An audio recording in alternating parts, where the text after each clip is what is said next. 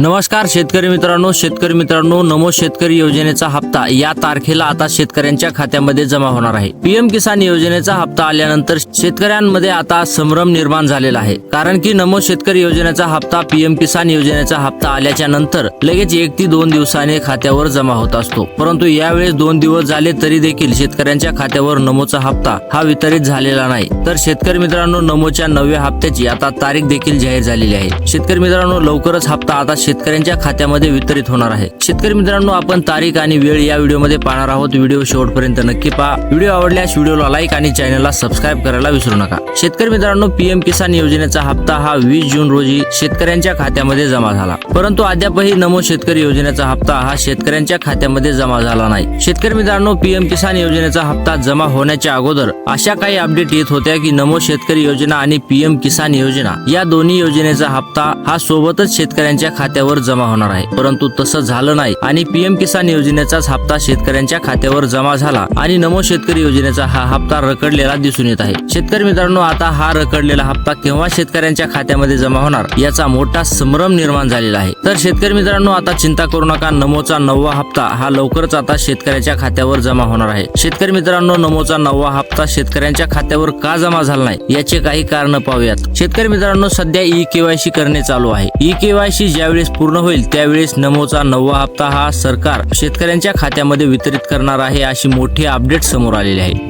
E-KYC करण्याची शेवटची तारीख ही 30 तारीख आहे आणि 30 तारखेच्या नंतर नमोचा 9वा हप्ता हा शेतकऱ्यांच्या खात्यामध्ये जमा होणार आहे। त्यानंतर बँकची पडताळणी चालू आहे, कोणाचा आधार लिंक आहे की नाही याच्या देखील तपासण्या सुरू आहेत। या तपासण्या पूर्ण झाल्यानंतरच नमोचा 9वा हप्ता हा शेतकऱ्यांना मिळणार आहे। तर शेतकरी मित्रांनो, या सर्व अटी आहेत, या सर्व अटी पूर्ण झाल्यानंतर नमोचा 9वा हप्ता हा शेतकऱ्यांच्या खात्यामध्ये वितरित होणार आहे। तर शेतकरी मित्रांनो, आता संभाव्य तारीख पाहूयात। संभाव्य तारीख म्हणजे 1 जुलै रोजी शेतकऱ्यांच्या खात्यामध्ये हा हप्ता जमा होणार आहे। तर व्हिडिओ आवडला असेल तर व्हिडिओला लाईक आणि चॅनलला सबस्क्राईब करायला विसरू नका। धन्यवाद।